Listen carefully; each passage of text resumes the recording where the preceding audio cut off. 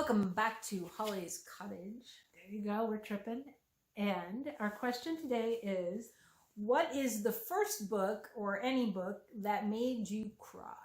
I can tell you exactly where I was, what it was, and it was traumatic beyond all words. I was on the bus. I lived in the county, so we took the bus to and from school. And our buses were not exactly super safe. The seat made for 2 people fit 3.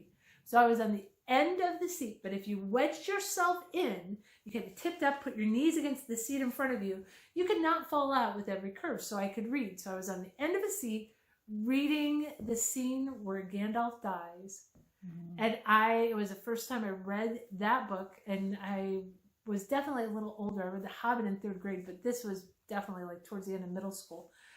And I started to cry on the bus, tucked up in front of the other people. Any curves you take, you're halfway falling off the seat, but still just like sniffing and trying not to be blatant about the fact that I'm crying because Gandalf is dead. So that was traumatic. It was horribly traumatic. How about you? I think mine may have been Charlotte's Web.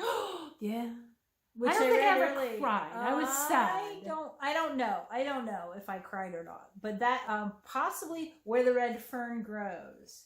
I know that one.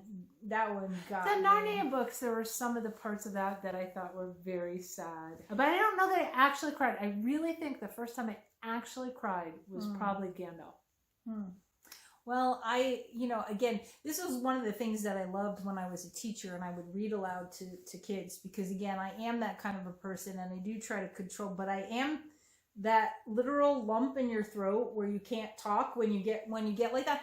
And so I will never forget one year when I was teaching 2nd grade. I believe it was 2nd grade. I taught 2nd and I taught 4th grade. And I was reading Robin Hood to them. And we got to the end of the book, to the scene where Robin Hood lays dying in Little John's arms, and he shoots an arrow out the window. And, oh man, I'm having a hard time reading because I have this big lump in my throat and my eyes are getting all watery. And I look down and half my class is openly crying. And I'm thinking, I got you. I got you now. She won. You now know the power of story, of books, and the value. Because I always thought that it wasn't enough for me to teach them how to read. I wanted them to want to read. Right. There's a series, if you have young children in your life, called Knuffle Bunny Books.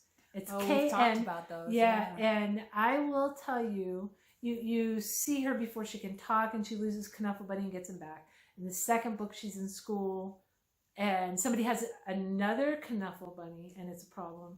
And she gets him back and has a best friend. And in the 3rd one, she's older and is on a plane and loses Knuffle Bunny. And they get back on the plane to go home, and she finds Knuffle Bunny because it's the same plane, the same flight, and finds her Knuffle Bunny. It means the crew did not clean that plane well. But she found her Knuffle Bunny.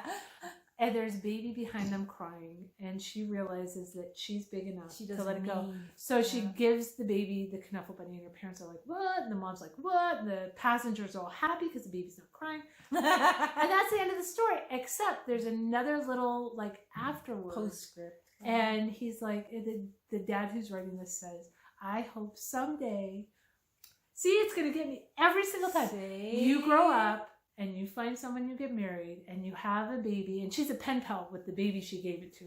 And one day, a friend will send you a very special package, and she opens it up with her baby, and it's Knuffle Bunny. And like every time I'm reading it to the minions and choking up as I do. Some children's books are just the best literature out there. Love You Forever. You know that one I don't know. Oh yeah. That's a story of the mom always says, I'll love you forever. I'll love you. I'll like you for always. You're my baby. Oh, I have read that one, right? So and so they show, and then like he's a grown man, and she's like, it's kind of creepy.